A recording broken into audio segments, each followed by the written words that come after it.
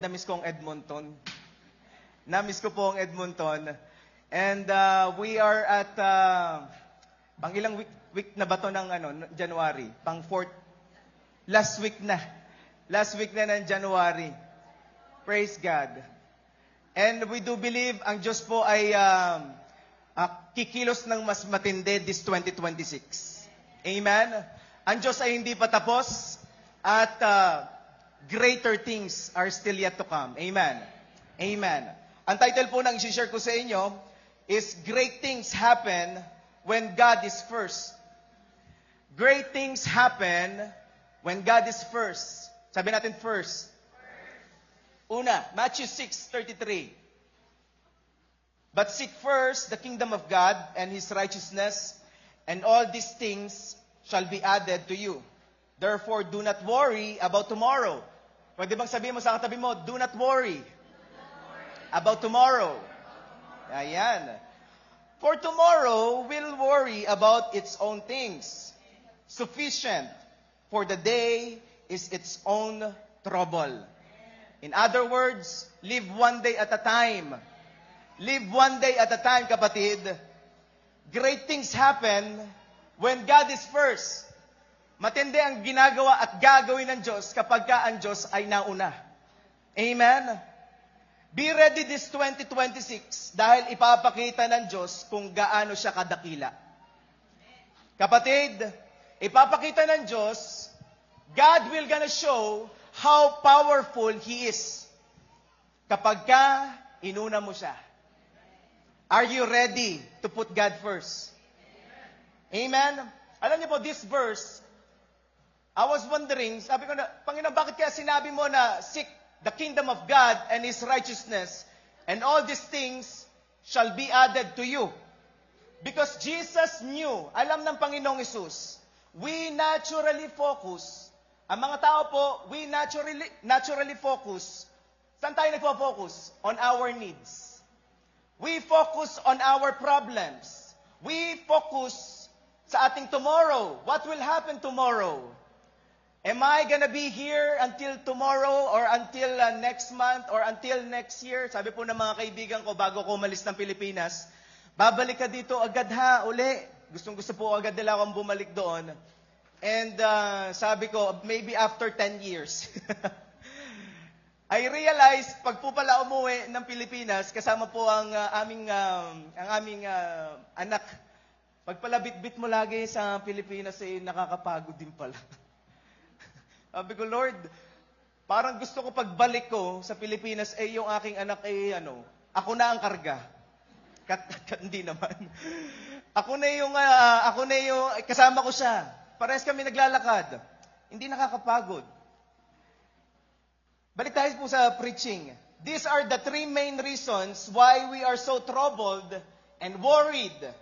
Most of the time, we focus on our needs, on our problems, on our tomorrow. Anong mangyayari bukas? May babayaran pa ba kami bukas? May kakainin pa ba kami bukas? Kakayanin kaya namin bukas?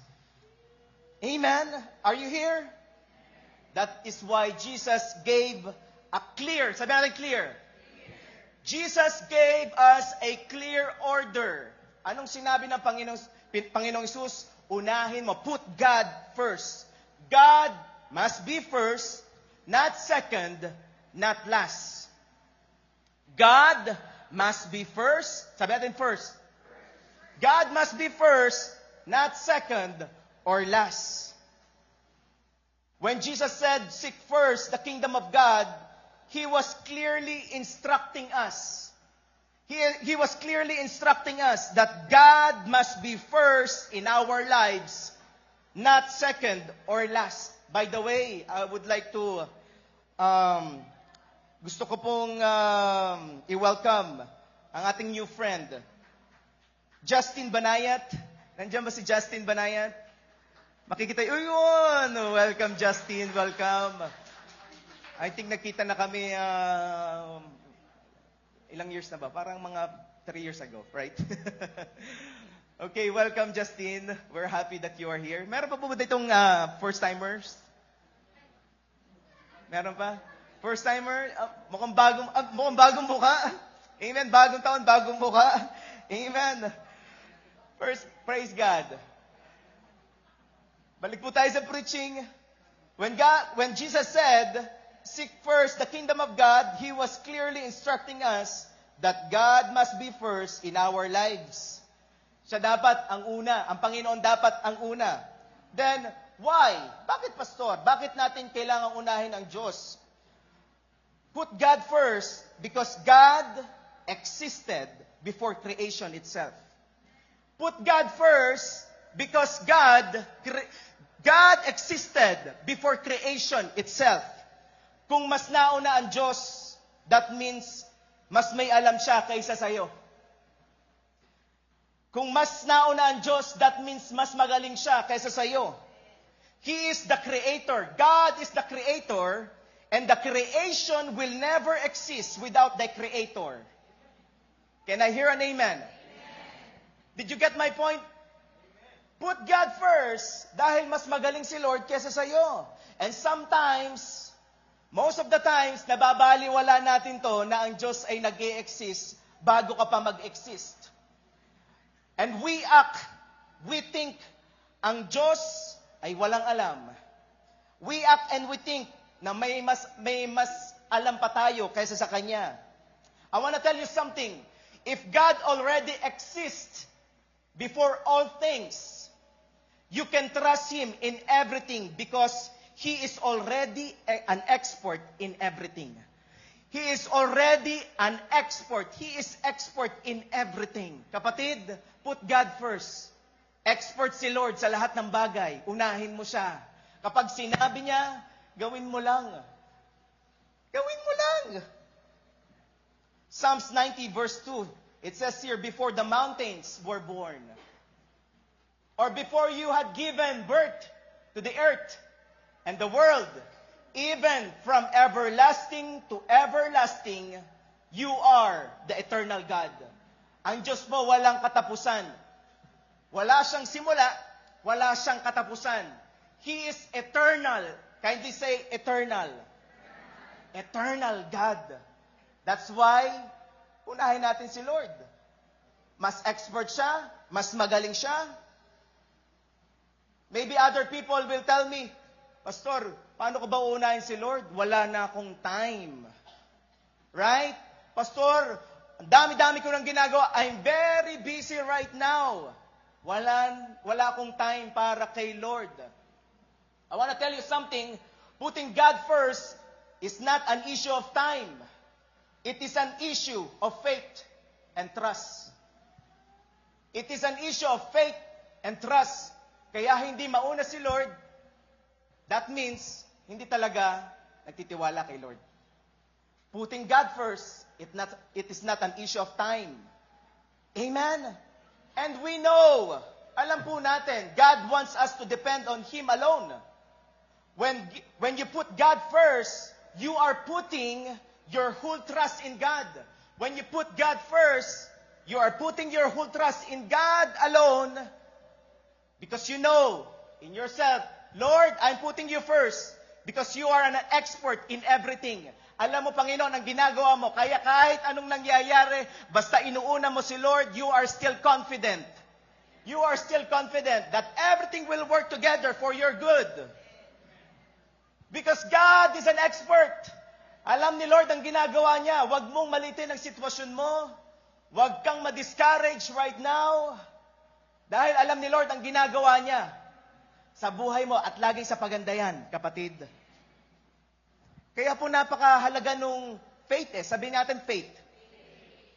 Gusto ni Lord, pagkatiwalaan natin siya Because Hebrews 11 verse 6 says, and it is impossible to please God without faith. Now, when you put God first, you are telling God, Lord, I put my faith in you, and God is pleased. Natutuwa ang Diyos kapag binibigay mo ang full trust mo sa Kanya. Whenever you put God first, you are placing your faith in Him, acknowledging that He is your source. Kindly say, God, you are my source.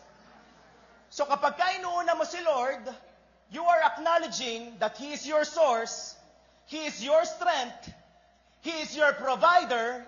Amen? He is our provider, our deliverer. He is your truly God. Kapag ka si Lord ang inuna mo, yun ang nagpapakita na siya talaga ay Diyos mo. That's why whenever we start our day, who or what we put first will rule over our whole day. I want to tell you something. Who or what we prioritize will expose who rules and controls over our lives. Kung sinong inuuna mo, ayan ang kumokontrol sa buhay mo. Kapag ka inuuna mo ang cellphone mo, yan ang kumokontrol sa buhay mo. And I want to tell you something, kung gusto mong kontrolin ni Lord ang buhay mo, kung gusto mong ayusin ni Lord ang buhay mo, unahin mo siya, kapatid. Lord, control over my life. Well, meron kailangan gawin. Put Him first. Put God first. And that's the truth. Our priorities determine who is the authority in our lives. Kaya sinabi ng Panginoong Jesus, seek first His kingdom and His righteousness. Unahin mo si Lord. And all these things, all you need, will be added unto you. Number 2, put God first, because God alone will remain until the end. Unahin mo si Lord, dahil ang Diyos lang hanggang huli ang mananatili. God alone will remain. Kanta kanina, sa lahat ng panahon, Diyos ka sa amin, sa lahat ng oras, nariyan para sa amin. Sa lahat ng panahon, kahit na tayo ay wala na dito, sa lahat ng panahon, ang Panginoon ay Diyos pa rin. Siya ay buhay, siya ay makapangyarihan, siya ay Diyos pa din. He will remain. He is unchangeable, God. Hindi nababawasan ang kanyang pagka-Diyos kahit na ang sitwasyon ng buhay mo ngayon ay hindi ganun kagandahan. Diyos pa rin ay Diyos. God is still God, and God will remain until the end. Put Him first, kapatid. I want to tell you something. God alone and His kingdom will remain until the end. He is eternal and unchanging. The rest of other kingdom is temporary. Matthew 4:17. Ito po ang sinabi ng Panginoong Isus. Di ko lang ata nalagay dyan. Sabi po ng Panginoong Isus, nung first time Jesus preached the Word of God, Jesus said from that time on, Jesus began to preach, repent for the kingdom of heaven has come near. God is continuously preaching about the kingdom of heaven, because the kingdom of heaven, the kingdom of God will remain until the end. No other kingdom will remain. And sometimes we build our own kingdom. We build our own agenda. Ang dami natin ginagawang kingdom. Ang magre-remain lang naman yung kingdom ni Lord. Kaya ang nagmamatter ay yung kingdom ni Lord, hindi yung kingdom natin. Every kingdom, every K, small letter K, kingdom, will pass away. Anong mga kingdom ang binubuo natin? Sometimes we put our kingdom in our possession. Oh, this is my kingdom. Pastor, I have 500 square meters na lupain. This is my kingdom. And you're very proud. Na yakap mo, nag-aaway kayo magkakapatid sa lupa. Nasa huli, saan tayo pupunta? Sa lupa din. We are building our own kingdom in what? Money. Fame. Dami. Hindi ko sinasabing mali magkaroon ng pera. Hindi mali na ikaw ay sumikat. But don't build kingdom or don't put your trust in the kingdom that will never last. Hindi naman yung maglalas eh. Hanggang kailan ba? Hanggang kailan ba tayo mabubuhay dito? Ilang taon? 80 years old, 90 years old, 100. Habang nabubuhay tayo, while you're still living, while you still have breath, build the kingdom of God. Because the kingdom of God will last until the end. Amen? God and His kingdom alone are eternal, unchanging, and everlasting. When we put God first, we anchor our lives on what truly lasts, not on what will fade away. Alam niyo po, sabi sa Daniel 2:24 or 2:44, ito po ay prophecy. Nag-prophesy po si Daniel this time kay King Nebuchadnezzar. Sabi po niya, in the time of those kings, the God of heaven will set up a kingdom that will never be destroyed. This is the kingdom of God. It will never be destroyed, nor it will be left. Nor will it be left to another people. It will crush all those kingdoms. Anong kingdom meron ka?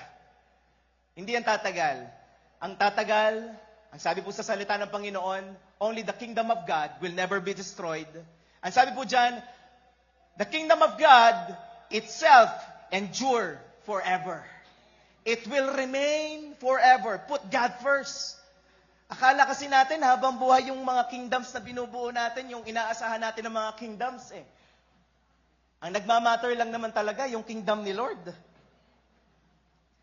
That is why everything you do it for God and His kingdom.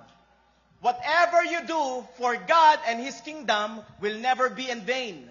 Hindi po nasasayang lahat ng ginawa mo sa Panginoon at sa Kanyang kingdom.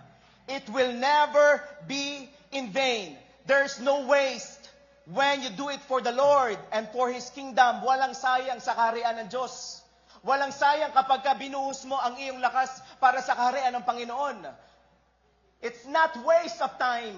It's not waste of time to win souls and make disciples. It is not waste ng money kapag ikaw ay nagpapakain sa iyong mga inaalagaan because you do believe yung mga inaalagaan mo, darating ang time sila naman ay mag-aalaga sa iba. Kaya po right now, kapatid, don't waste your time. Don't waste your time in other kingdoms. Kasi hindi yan nagmamatter. Hindi yan maglalast. Ilang taon maglalast lang. Maybe 30 years, 50 years. But the kingdom of heaven, the kingdom of God, will last forever. Amen? Do we really want to have a fruitful life? Amen? Use it for God's kingdom. Gusto mo ba talaga magkaroon ng fruitful yung relationship na meron ka ngayon? Yung family mo? Gusto mo magkaroon ng fruitfulness? Use it for God's kingdom. You want na ikaw ay patuloy na pagpalain ng Panginoon? Use it for God's kingdom. Alam mo kapatid, kapag ginamit natin lahat ng meron tayo for the kingdom of God, it will last forever. Because it's for the glory of God. Amen. 1 Corinthians 15:58. Therefore, my dear brothers and sisters, stand firm. Kindly tell to your neighbor, stand firm. Huwag kang panghinaan ng loob, stand firm. Let nothing move you. Always give yourself fully to the work of the Lord. Always give yourself fully. Sabi natin fully. Ibigay natin, all out na to para kay Lord. 2026 is gonna be a year of all out. All out na to para kay Lord. At sinong gagamitin ni Lord? Ikaw, ako, every one of us. Bata, hindi bata. Pabata ng pabata. Hindi isip bata. Amen. Every one of us. Sabi diyan, always give yourself fully to the work of the Lord because you know that your labor in the Lord is not in vain. Hindi nasasayang. Come on, palapa kami si Lord. May narinig ako, I heard something na ang bata-bata pa niya, parang ang dami pang pwedeng mangyari sa kanya. Bakit siya naglilingkod agad? Well, mas maganda yung bata pala naglilingkod na. Amen. Marami pa siyang time para maglingkod sa Panginoon. At kahit na tayo ay hindi na ganon kabata, pwede ka pa rin gamitin ni Lord. Can I hear an amen? I do believe in this. Habang may buhay ka, may pagkakataon ka para maglingkod sa Panginoon. Hi, ang sarap maglingkod kay Lord. Nakausap ko po yung ating Reverend doon po sa JA1 Boracay.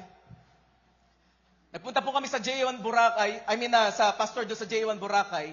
Nakausap namin siya at sabi niya sa akin, Pastor, we are very blessed na nabisita po ninyo ang Boracay. Boracay is very beautiful place. Nakapag-relax po kami doon ng family. And by God's grace po, may nag-bless po sa amin para makapunta po kami doon. And we are declaring double ng pagpapala sa nagtanim po sa amin doon. Maranasan nila. Ito po, here's my point. Nung nakausap po namin si Reb Noy of JA1 na Boracay, sabi po niya, alam mo, Pastor, yung tatay ko, hanggang ngayon, nagpipreach pa rin, nagbubukas pa rin ng mga bagong gawain para kay Lord. At nagulat po ako. Alam niyo po kung ilang taon na yung tatay niya? Ang tatay po niya ay 80 plus years old. Sabi ko, nakakahiya. Sabi ko, Lord, nakakahiya. 80 plus years old, naglilingkod pa rin kay Lord. Tapos kami, ang babata pa namin. Kaya pa namin maglakad. Sila sabi namin, di na po, Lord, di na. Nakakahiya. Nakakahiya po. Sabi ko, Lord, biyayaan mo kami na yung paglilingkod ay maging lifestyle namin at maging opportunity. Lord, it's an opportunity. Hindi po, Lord, kabigatan ang paglilingkod sa iyo. It is not burden, Panginoon, to serve you. It is an opportunity to serve you. Come on! Kung yung 80 years old, nakakaya pang maglingkod, ikaw pa kaya? Amen? I do believe in this. Walang age. Walang age. Age doesn't matter sa paglilingkod. Amen? Bata, hindi kabataan, pabataan ng pabata, pwedeng maglingkod kay Lord. Amen? Parang biglang humina. Amen. Amen. Kala ko ba put God first? Amen? Ito na, letter C. Put God first. Because everything that we have comes from God. Lahat na meron tayo ay galing naman talaga kay Lord. Bakit hindi mo siya uunahin? Sa Kanya naman galing lahat. Romans 11:36. For everything comes from Him and exists by His power and is intended for His glory. All glory to Him forever. Amen. Everything that we have comes from Him. And it will never exist without His power. Without God's power, hindi mag-exist ng maayos ang buhay natin, ang resources natin, ang possession natin, lahat ng meron tayo, it will never exist without the power of God. Maybe it will exist, pero bakit ganun? Parang hirap na hirap ako, Pastor. Well, balik tayo. It must exist by His power, not your power. By His might, not your might. By His strength, not your strength. And is intended, meron pang kadugtong is intended for the glory of God. Not for your glory, not for my glory, not for everyone's glory, only for the glory of God. Amen? Ang pag-una sa Diyos ay pag-recognize na lahat na meron ka ay biyaya lang at pinahiram lang sa iyo. Galing sa Kanya lahat. Whenever you put God first, you are recognizing, Lord, everything that I have comes from you first. You are recognizing, Lord, I can do nothing without your help, without your presence. Kapag ka naintindihan talaga natin yun, we will gonna put God first. Ang dali talagang unahin ang Panginoon kapag ka na-realize mo, oh nga no, everything that I have is just grace of God. Amen? Everything that you have, your strength, your ability, your talent, comes from God alone. Ano kaya natin ipagmalaki? Kapag ka tinanggal ang lahat ng meron tayo ngayon na iniisip mo galing sa iyo, kapag tinanggal yan ng Diyos, mare-realize mo, Lord, lahat pala ay biyaya mo lang. Lahat, Lord, ay biyaya mo lang. Lord, ang aking sweldo ngayon ay biyaya mo lang. Ang aking talento ay biyaya mo lang. Everything is just the grace of God. Amen? Wala ka dapat ipagmalaki dahil lahat naman, everything comes from Him. Kalooban ng Lord na ikaw ay pagpalain. Pastor, tunay ba?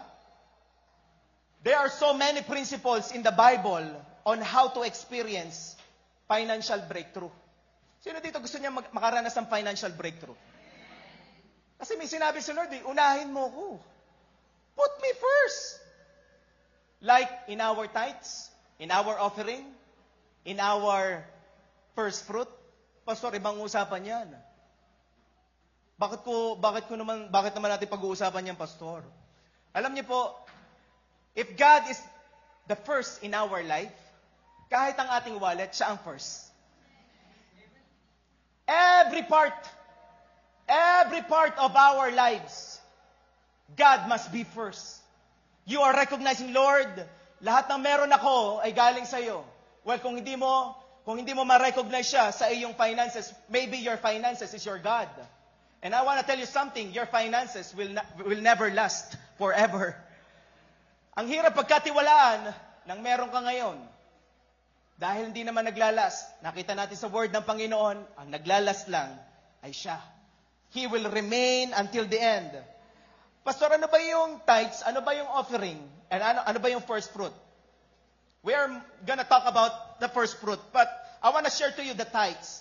Tithes are when we honor God with 10% of our increase. Ito po ang tithes. Ang tithes po, tayo pong lahat dito, sumusweldo ng 100%. Can I hear an amen? Lahat na meron ka is 100%. Now, tithes is 10% of it. Kung sumweldo ka ng 100, magkano ang 10%? $10. That is your tithes.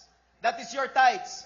Ang sabi po sa Bible, basahin niyo po yan, Malakay 3 verse 10 to 11, when we give our tithe, when we bring, actually it's not give eh, when we bring our tithes. Because bringing is something na hindi sa'yo. Kaya mo dinadala dahil hindi talaga sa'yo. And we acknowledge that everything that we have comes from God. Can I hear an amen? Sabi nga natin, Lord, lahat na meron ako sa'yo. Lahat naman talaga kay Lord eh. Pero ito po sinabi ng Bible, Malakay 3 verse 10, the 10% of it is for God. We bring our tithes after we receive our harvest. After we receive our sweldo, we give our tithes. We bring our tithes. Now, what is offering? Offering is this. Offering is what we give in accordance with what we have decided in our hearts. Tama po ba? 2 Corinthians 9, 1 verse 2, verse 5, and verse 7. Basahin niyo po iyan. Now, first fruit. Ano yung first fruit? First fruit is this. Nehemiah 10:35. Dito po ako mag-focus. We also establish ourselves the obligation to bring the first fruit of our land and the first fruits of all the fruit of every tree. Sabi natin first fruit. What is first fruit? First fruit is, into the word itself, it is the first fruit. Unang bunga. Noon po, ang first fruit ay unang harvest. It is the first harvest. Unang anak. Ito po ang mga pinagkakakitaan po noong unang panahon. Unang hayop na inaalagaan. Ngayon, ito ay unang sweldo. In English, ano bang English sa sweldo? Unang sahod. Unang income, unang harvest mo sa taon. This is the first fruit. Amen? That is the first fruit. By bringing the first fruit, they express their trust in the Lord and their security is in God. When you give or when you bring the first fruit, you express your trust in the Lord and your security in God. Lord, you are my security. Kaya po yan ginagawa ng mga nasa una. Pastor, di ba, yun naman under the law. We're under the grace. Well, bago pa po magkaroon ng law, ginagawa na po ito ni Cain at ni Abel. If you're gonna go back, ginagawa na po ito, wala pa po ang law.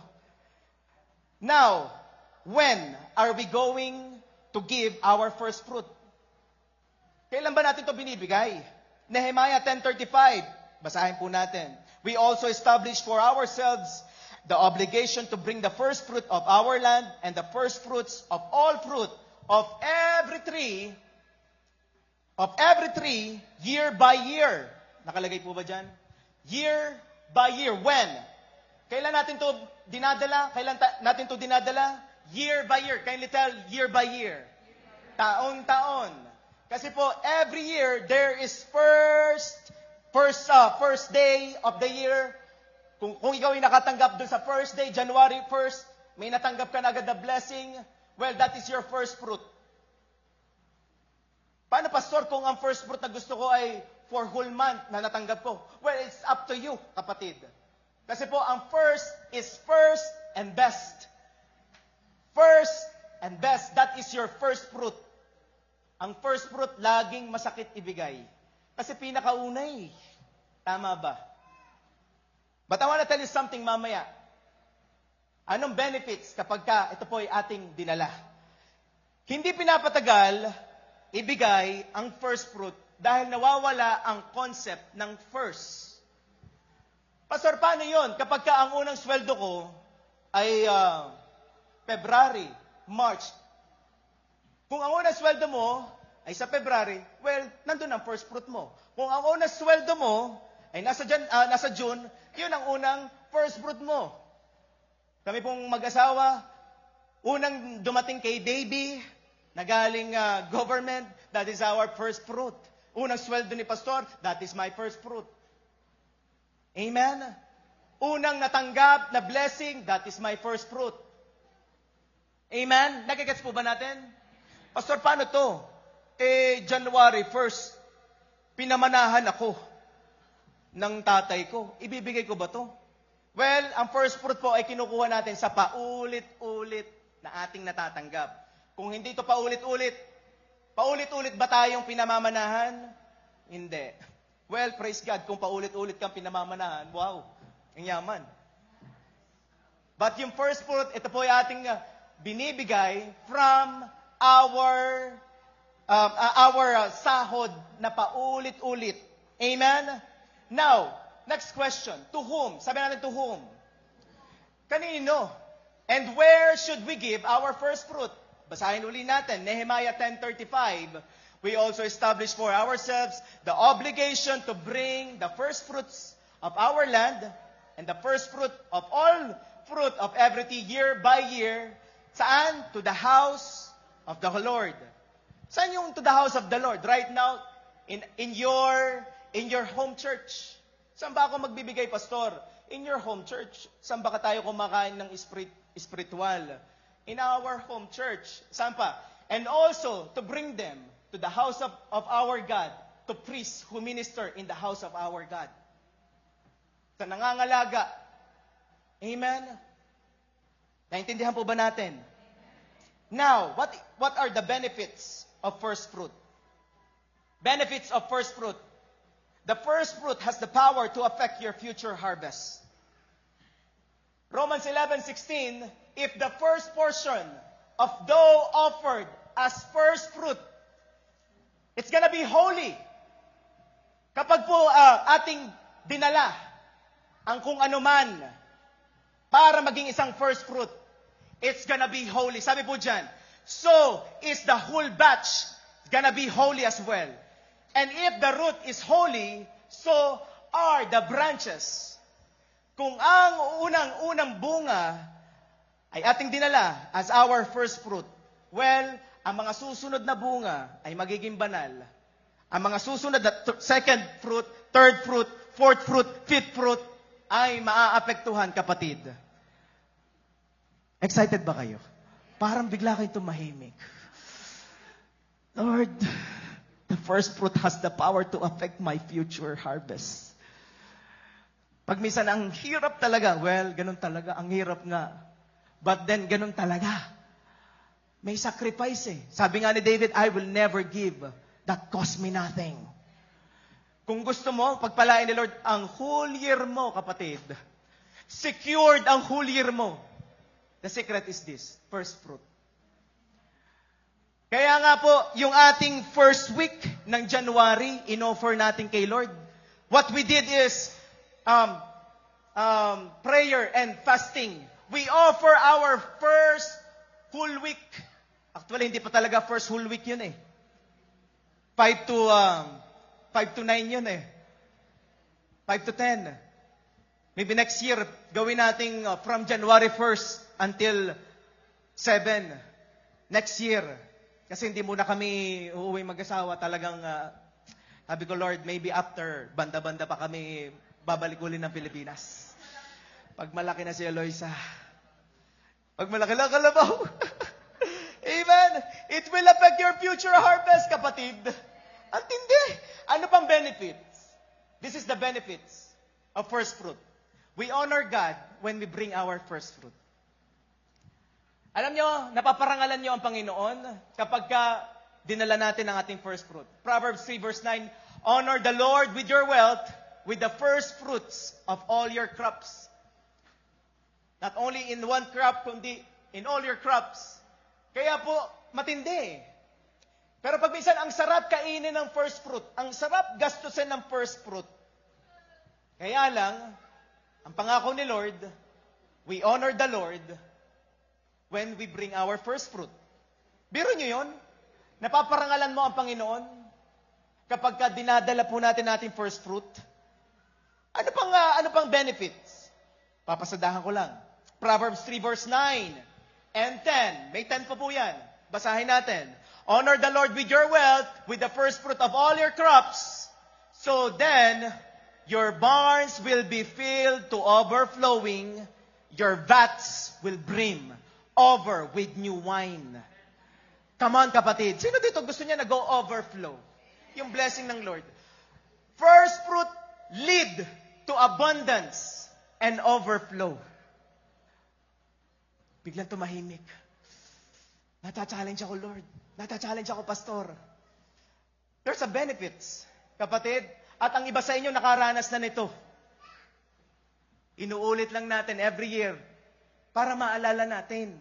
Meron pong benefits when we bring our first fruit. That's why I'm declaring sa mga nag-bring na ng first fruit, well, then your barns will be filled of overflowing. Your vats will brim with new wine. It will overflow, kapatid. Hindi ba, sir? Ayoko. Well, sinabi lang naman ni Lord eh. Hindi naman ako nagsabi nito eh. Si Lord. First fruit will lead to abundance. Kaya wala dapat ikabahala ang taong nagpo-first fruit. Ang taong nagtatites, wala dapat ikabahala. Relax na relax. Why? Lord, binigay ko na ang first fruit ko. Alam ko, Panginoon, darating ang blessing. Sa February, March, April, May, June, July, and so on and so forth. Until next year. Why? Lord, sabi mo sa iyong pangako, once we bring our first fruit, our barns will be filled with overflowing, to overflowing. Lord, mag-overflow ang blessing. Mag-overflow ang blessing, Lord. Woo! Ako guys, sawa na ho sa ano. Kasi po kami dalawa umuwi sa Pilipinas nga. Then, parang sabi ko, Lord, ayoko na magsabi na, ang mahal. Alam niyo po ba, kapag pala sinasabi natin, ang mahal naman, yun po pala ay thinking natin is, we are having a poverty mentality. Ang mahal. Alam niyo po, ang mga mayayaman, walang mahal sa kanila. Mura. May mas mahal pa ba dyan? Ang mura. Kami pong dalawa mag-asawa, nung nasa Pilipinas kami, sa totoo lang, wala naman kaming dala talaga na baon papuntang Pilipinas eh. Pero sabi ko, Lord, ikaw ang security namin. Lord, nag-tithes kami, nag-first fruit kami, ikaw ang security namin. Pagdating namin ng Pilipinas, first week, second week, third week, Sabi namin, bakit ganun? Yung pera natin hindi pa nauubos. Yung pera natin baon, kaunti lang naman pero hindi nauubos. Alam niyo po, nag-uunahan sila sa pagtatanim sa amin. Ang ine-expect ko, I'm expecting, when we go back to Philippines, kami lagi ang maglilibre, kami ang magtatanim sa kanila. We are very excited. Pero alam niyo, sinasabi nila sa amin, Pastor, ako na. Pastor, ako na. Bigyan mo kami ng pagkakataon para umani kami.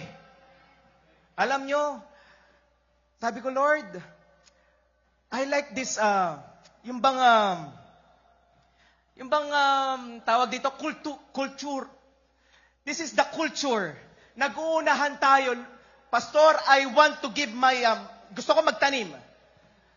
Pastor, ako na. Sabi mo sa katabi mo, ako na. Unahan na kayo.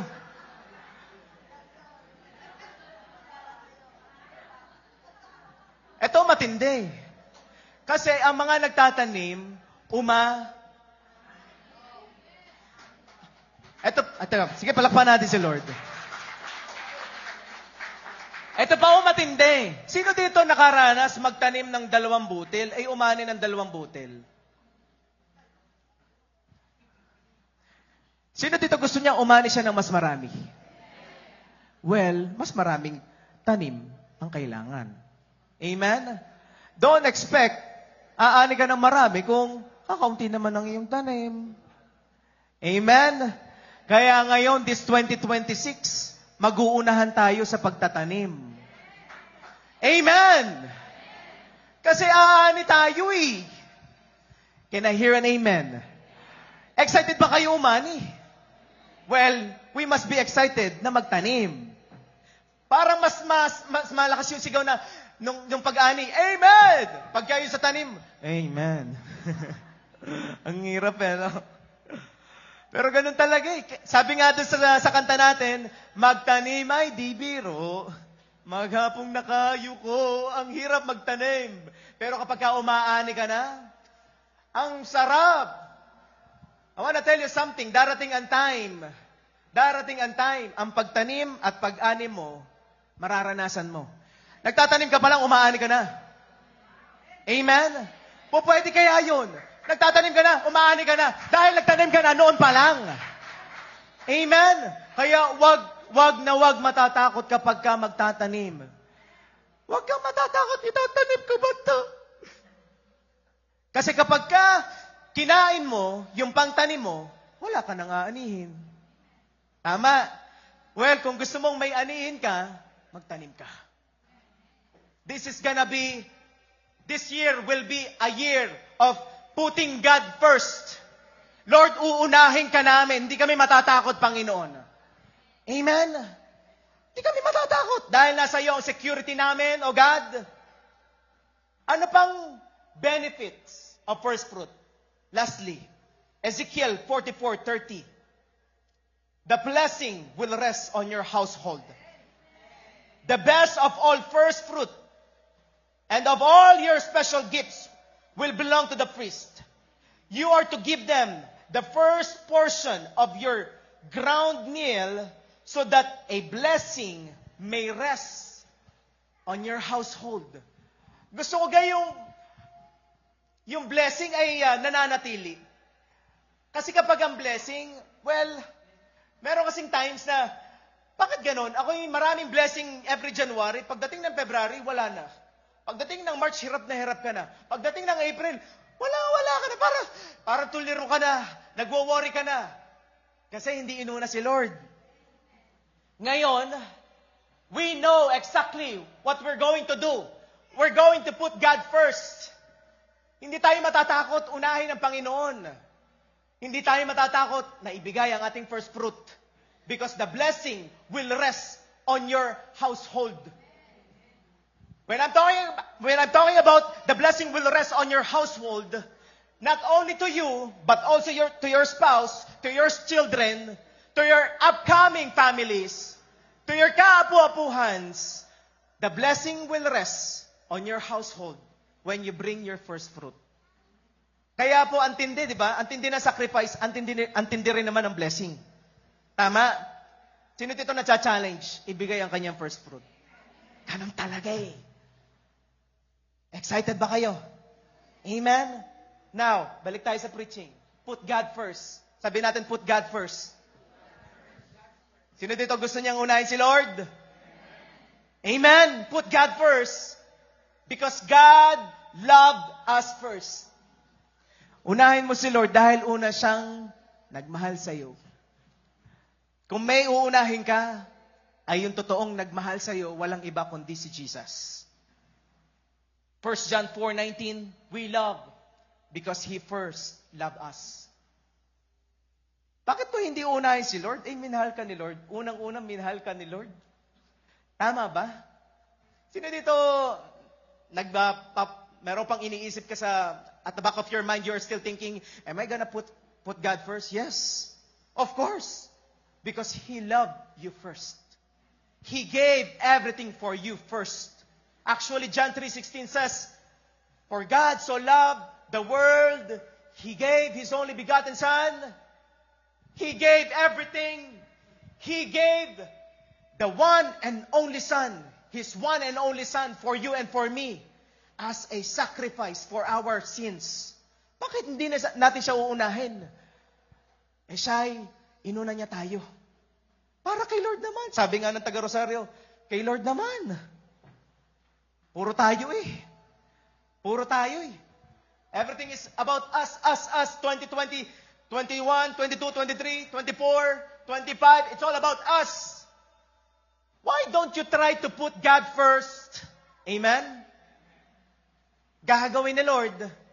Ay, grabe ang gagawin ni Lord sa mga taong uuna sa Kanya. You will experience greater things when you put God first. Kung naranasan mo ang pagpapatawad, if you have experienced God's forgiveness and love, it's not difficult to put Him first. Letter E, lastly, I want to invite the worship team, please. Put God first because there is a blessing when we put Him first. Put God first because there is a blessing when you put Him first. Great things happen when God is first. Can we just declare it? Great things happen when God is first. One more time. Great things happen when God is first. Kapag una si Lord, great things will happen. Matthew 6:33. But seek first the kingdom of God and His righteousness, and all these things shall be added unto you. All these things shall be added unto you. Kapatid, ulitin ko, all these things, all that you need will be added unto you. Now, here's my point. Our needs are not meant to be chased, but just to be added. Ang ating needs, hindi dapat natin yang chine-chase. Hindi dapat natin yan masyadong pinagkakaisip, pinagwoworihan. Because God Himself, Jesus Himself says, just put Him first. Just put me first, kapatid. And this verse is not just a verse na normal verse.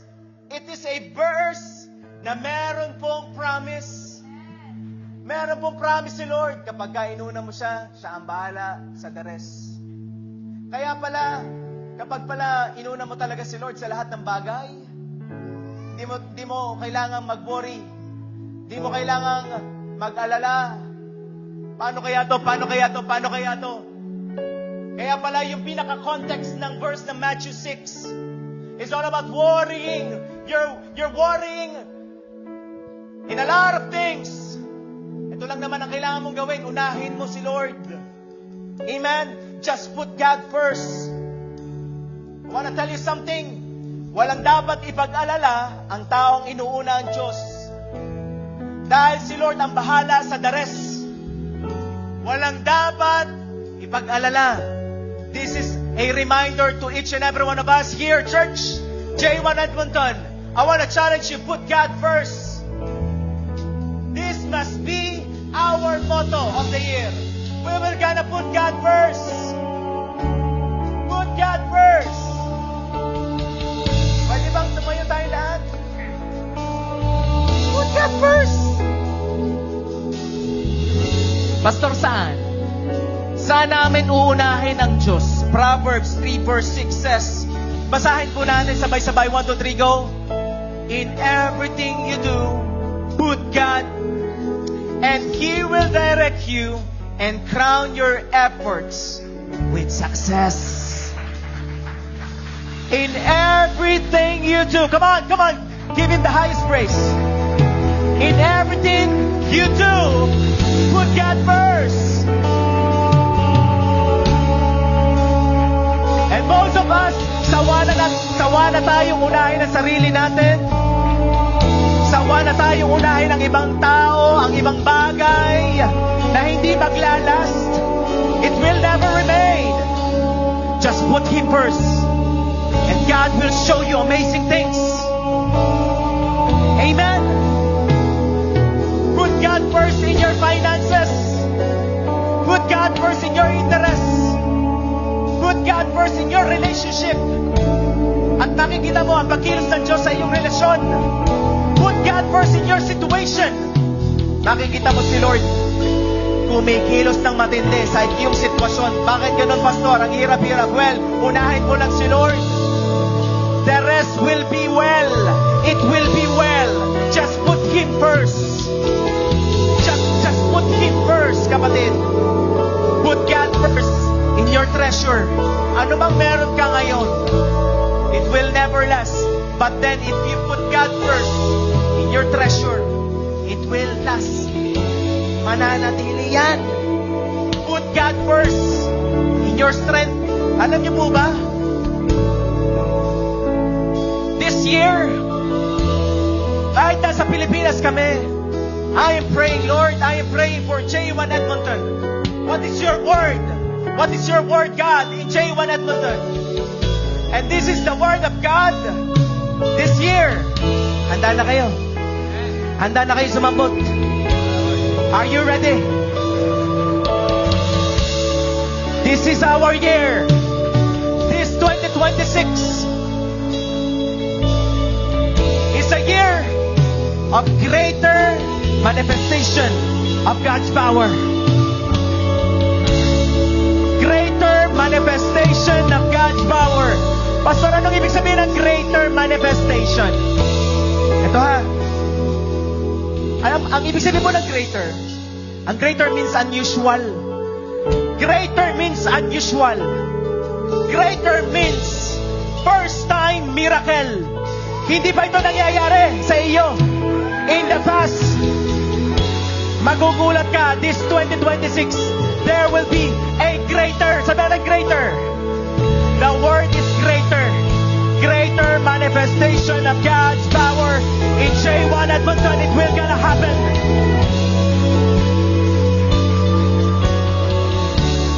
Greater means hindi mo pa nararanasan.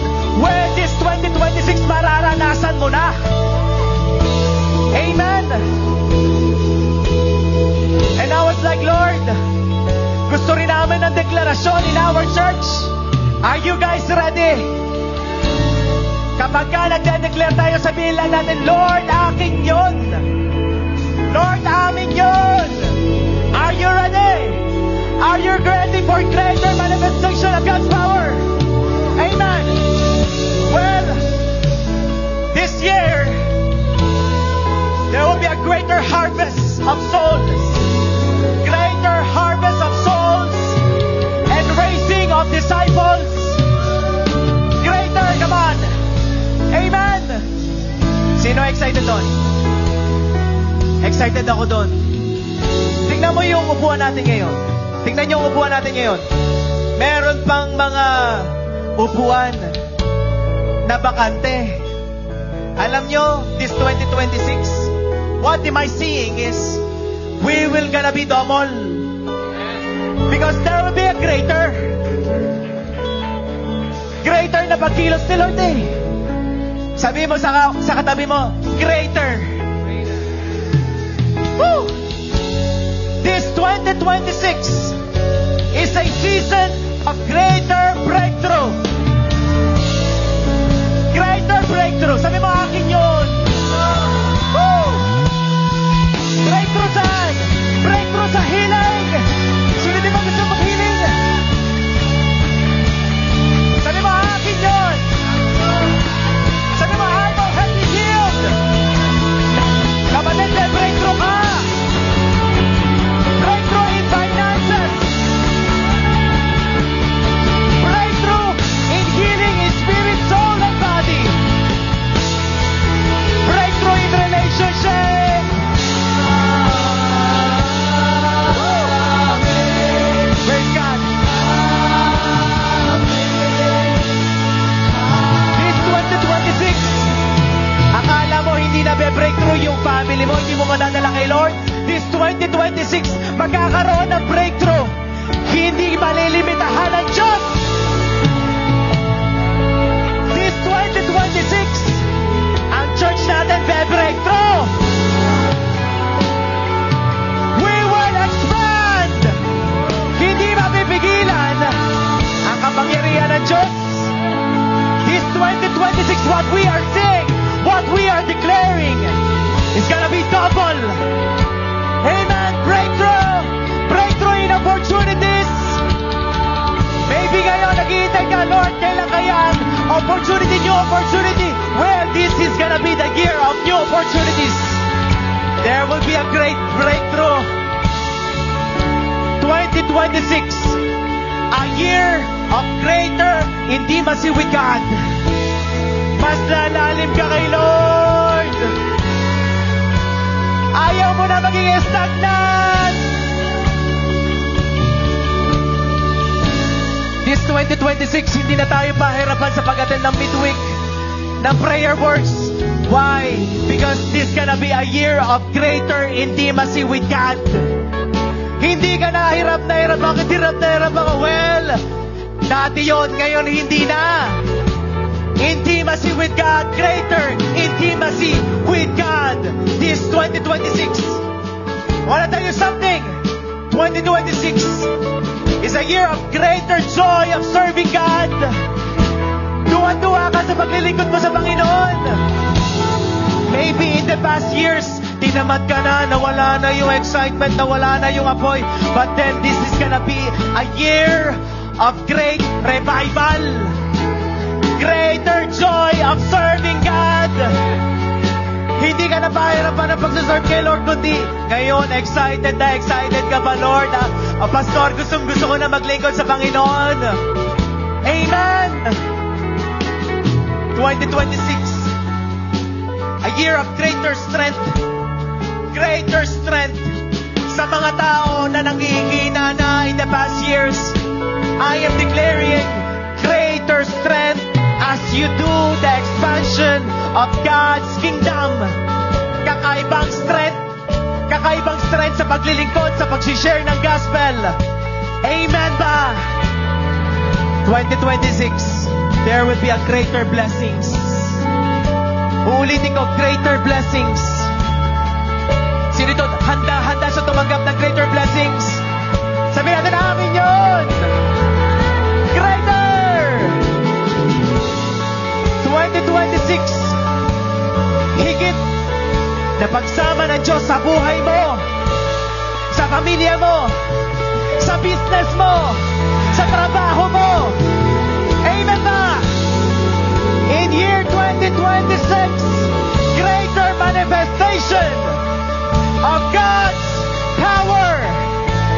Greater manifestation of God's power. Woo! Come on! Papurihan mo, Diyos! Who is great? Come on! Give Him the highest praise! Lord,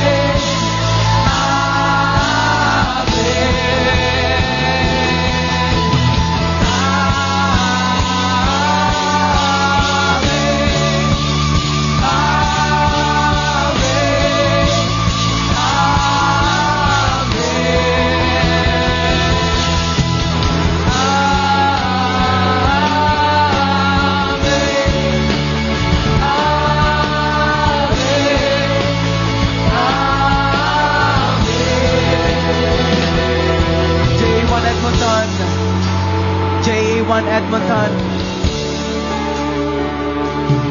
Greater things are still yet to come in your family. Greater things. The word is greater. Greater manifestation of God's power. Mas higit. Mas higit. Lord, higitan mo ba ang ginawa mo noong 2020, 21, 22, 23, 24, 25? Lord, handa na kaming tumanggap this 2026 for your greater manifestation. Lord, hindi mo lang ipapaalam sa amin, kundi ipaparanas mo sa amin ang matindi mong kapangyarihan. Because you are God who is great God. Lord, marami pong salamat. Panginoon, maraming salamat sa ginawa mo sa 2025. Lord, you did unstoppable things noong 2025. At Lord, ngayon 2026, handa na kaming mag-move forward. Lord, samahan mo ang bawat isa sa amin. And we dedicate this year unto you alone. Biyayaan mo kami, Panginoon, to put you first, always. Always. In Jesus' name. Right now, we're going to have a anointing of oil. And I would like to invite the pastor first, mga pastor at leaders po of this church. And after that, we're going to have an anointing of oil. Huwag po kayong aalis. And I'm going to anoint you. Praise God. Sige po, ang mga pastors po, I would like to invite you here at front. And the leaders as well, please